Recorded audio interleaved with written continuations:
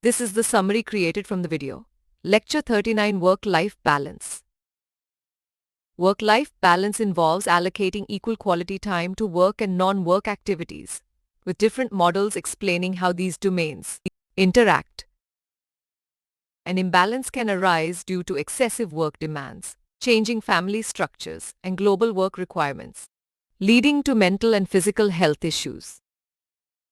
Organizations implement friendly policies like flexible hours, leave benefits, and workplace facilities to promote work-life balance and attract talent.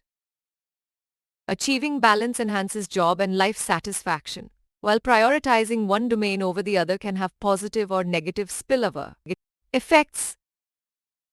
Rather than separating work and life, individuals are encouraged to integrate roles by engaging in various pursuits like work, study, community service, and leisure activities. Effective integration requires prioritizing roles, management, and judiciously allocating resources like time, effort, and energy across work and non-work commitments.